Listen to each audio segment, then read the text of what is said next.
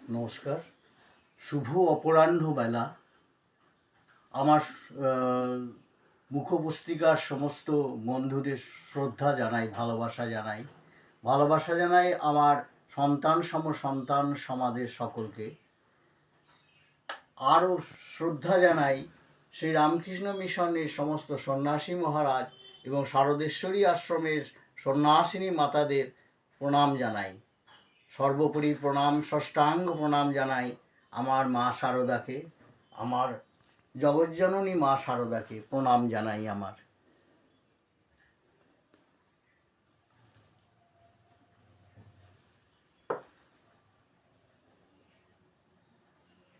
যে আন্দোলনের জন্যে আমি পথে নেমেছি, সেই আন্দোলন আমার শ্রীমা রামকৃষ্ণ ভাবান্দোলন, শ্রীমা শারদা এবং রামকৃষ্ণ ভাবান্দোলনকে নিয়ে এগিয়ে নিয়ে যাওয়ার জন্য। চার দেয়ালের মধ্যে কোনো আন্দোলন হয় না। চার দেয়াল ভেঙে আমি বেরিয়ে এসেছি মাটিতে, কাদামাটি মাখবো বলে। এ আমার মায়ের অনুপ্রেরণা, এবং সেই অনুপ্রেরণায় আমি পথে নেমেছি। এবং আমি মনে করি আমি এখানে সর্বতোভাবে একা এবং একাকী, কারণ এই লড়াইয়ে আমার সঙ্গে কেউ সামিল এখনো হয়নি সেইভাবে। তো সেই কারণেই বলছি যে এই আন্দোলনের আমি যে আহ্বান দিয়েছি, যে প্রদীপ সলতি পাকাও যুগীদের ঘরে ঘরে, পালাগানে মুখরিত হোক বাংলা। তো এই আমার আন্দোলনের আহ্বান। তো আমি সারদা আন্দোলনের কথা বলতে গিয়ে বলি,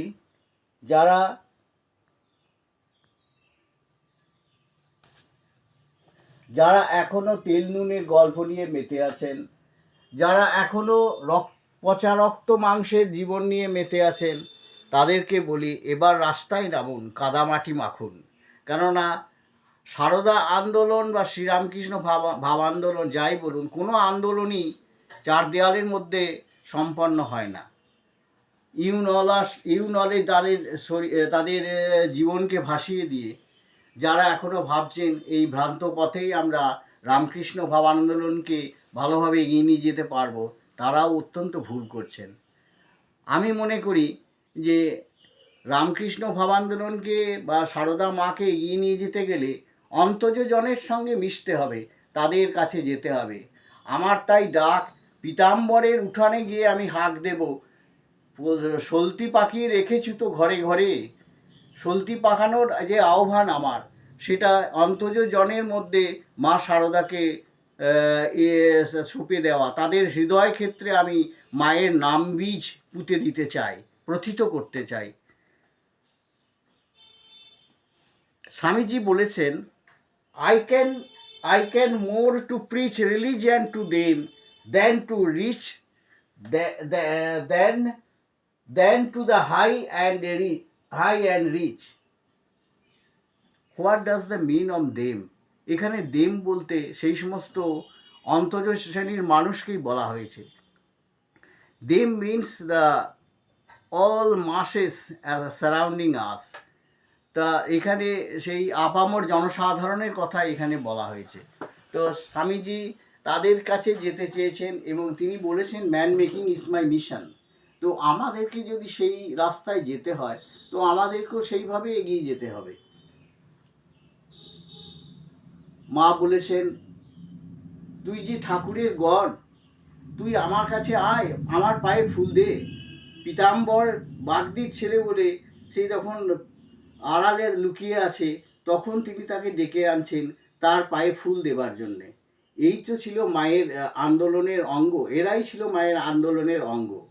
তা আন্দোলনের প্রথম যে ধাপ আমি পেরিয়ে এসেছি, আমার প্রথম গ্রন্থ, সেটাও পদাবলীর ধাঁচে লেখা, দাইমা ভুবনহারীদের কথা। তো দাইমা আমি ভুবনহারীদের ঘরে গিয়েছিলাম এবং সেখানে ভুবনহারীদের ঘরে আমি প্রথম আমার প্রদীপ প্রজ্বলিত করে এসেছি। প্রজ্বলিত করেছেন দাইমা ভুবনহারীর শেষ উত্তরসূরি গীতা মা। এখন আমি সেই ভুবনহারীদের চৌকাঠ ডিঙিয়ে রাস্তায় নামতে চাই।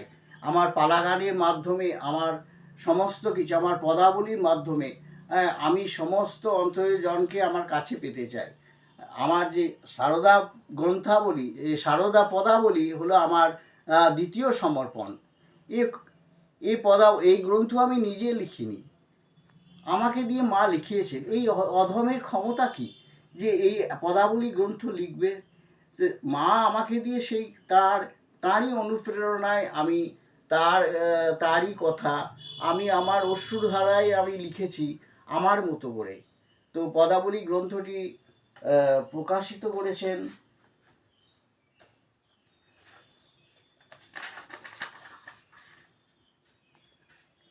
কলিকাতার সঞ্জীব প্রকাশনী প্রকাশন সংস্থা এবং পরিবেশনা করেছেন শারদেশ্বরী আশ্রম বাগবাজার। তো সেই হিসাবে আমার দ্বিতীয় গ্রন্থখানি আমি আশা করি যে আপনাদের হাতে স্পর্শিত হয়ে ধন্য হবে। তো এই গ্রন্থখানির উদ্দেশ্য হচ্ছে যে সকলের মাঝে মাকে ছড়িয়ে দেওয়া। ওই যে বললাম, হৃদয় ক্ষেত্র মাঝে আমি সারদা বৃক্ষ রোপণ করতে চাই, বীজ রোপণ করি আগে, তারপরে সারদা বৃক্ষ তার জন্মার, এই আমার উদ্দেশ্য। তা এই কথা বলতে গেলে আমাকে সারদা গ্রন্থাবলীর কথা, তার উদ্দেশ্য আমাকে কিছুটা এইভাবে ব্যক্ত করতে হয় আমাদের পদাবলীর মাধ্যমে। তো এই গ্রন্থের বিশেষত্ব এইটাই যে আমি এই গ্রন্থটিকে ইতিহাস ও সাহিত্যের সংমিশ্রণে আমি লিখতে সমর্থ হয়েছি, মানে আমাকে লিখতে হয়েছে, কেননা আমাকে হাজির করতে হয়েছে সেই 200 বছরের আগের ইতিহাস, ব্রিটিশ সে সময়কার ভারতবর্ষ তথা বাংলার কি অবস্থা। হ্যাঁ, সেখানে আরম্ভ করে রামমোহন, সতীদাহ প্রথা এবং তারও আগে নীল বিদ্রোহ নিয়ে আরম্ভ করতে হয়েছে সেখান থেকে, এবং তারপরে এসেছি চৈতন্য পূর্ব এবং চৈতন্য উত্তর বাংলার যে শ্রী চৈতন্যের প্রেমে মাতোয়ারা বাংলা, সেই ঝাঁজটা তখনও রয়ে গেছে, সেই সুগন্ধটা তখনই রয়ে গেছে, তখনও রয়ে গেছে। এবং তারপরে মঙ্গল কাব্যগুলি এসেছে, চণ্ডীমঙ্গল, মনসামঙ্গল, বেহুলার কথা সবই এসেছে। এবং তারপরে ধর্মমঙ্গল কাব্য, যে অষ্টাদশ শতাব্দীর প্রথম এবং ঊনবিংশ শতাব্দীর তার শেষ, মানে 1701 থেকে 1800, তো সেখানে অষ্টাদশ শতাব্দী শেষ এবং ঊনবিংশ শতাব্দীর প্রারম্ভ পর্যন্ত। তো সেখানে দেখা যাচ্ছে যে ধর্মমঙ্গলের রমরমা সেখানে রয়েছে, এবং সেখানে কেন রাঢ়বঙ্গটা পুরোপুরি ধর্মমঙ্গলের রমরমায় মৌ মৌ করতো। সেখানে লাউ সেন, কর্পূর সেন তারা রাম লক্ষ্মণ বলে মনে করতো। এবং এটা খুবই আশ্চর্যের ব্যাপার, এটা অনেকেই হয়তো সেভাবে জানেন না, যে ঠাকুরের পিতা শ্রী ক্ষুদিরাম চট্টোপাধ্যায় মহাশয় এবং মায়ের পিতা রামচন্দ্র মুখোপাধ্যায়, তারা কেন তাদের গৃহদেবতা কেন রামচন্দ্র ছিলেন, তখন রঘুবীর তাদের ছিলেন, রঘুবীরের তারা উপাসক ছিলেন। তো এইটার একটা কারণই এই যে তখন ধর্মমঙ্গলের প্রাধান্য ছিল খুব বেশি রাঢ়বঙ্গে। তো সেই হিসাবে তাদের মধ্যে ওই রঘুবীর এসেছেন। তো সেই হিসাবে সেইটাও দেখিয়েছি, মানে পরম্পরাটা আমাকে দেখাতে হয়েছে, নিয়ে আসতে হয়েছে। এবং তাও মায়ের অবতারত্ব প্রমাণ করার জন্য বৈকুণ্ঠে একাকিনী লক্ষ্মী, তার যে দুর্দশা, তার যে দুঃখ ব্যথা বিরহ, সে কথাও নিয়ে এসেছে। এবার আমি কিছু কিছু পাঠের মাধ্যমে আপনাদের জানাতে চাই।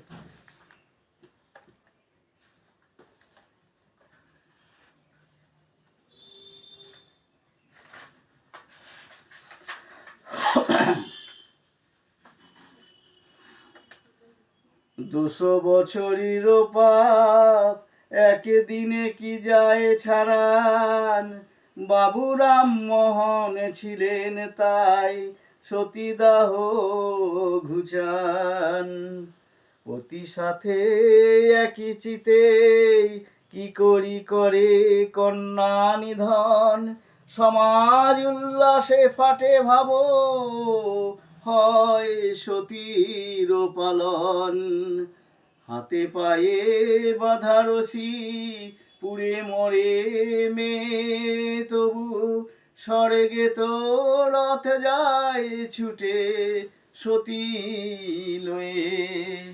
ঢাক বাজে ঢোল বাজে আর বাজে কাশি, কেন রে দেশে তুই জন্মালি সর্বনাশী। তবে এ তো গেল সমাজ প্রথা, কুপ্রথা কি ভীষণ, ধর্মের নিগড়ে বাঁধে উড়া যত অধার্মিক বিভীষণ। যাতে যাতে ও কি মিল ছিল, ভেদ শিক্ষা ও ঘৃণা, মানুষে মানুষে তো ছিল নিগো কোনো বনিবনা। সমাজ শাসন করেতে কোন বামুনের বেটা, শূদ্রের স্থান নেই খায় লাঠি পেটা।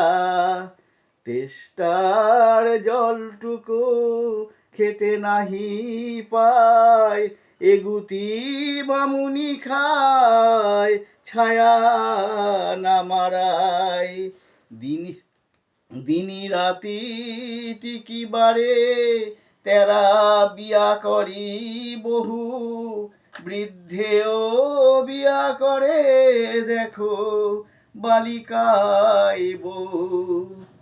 8 বছরের সাথে বিয়ায় 88, আজ খায় বউ ভাত কাল একাদশী। একবেলা নিরামিষি রাত্রে উপবাস, এইভাবে চলে দিন রাত 12 মাস। তেষ্টায় ছাতি ফাটে মেয়ের নাহি পায় জল, সমাজ বিধান মানে তবু বড় যে দুর্বল। দেখে বুক ফাটে যার তিনি বিদ্যার সাগর, দয়ার সাগর তিনি ঈশ্বর করুণাধর। এই গেল 200 বছরের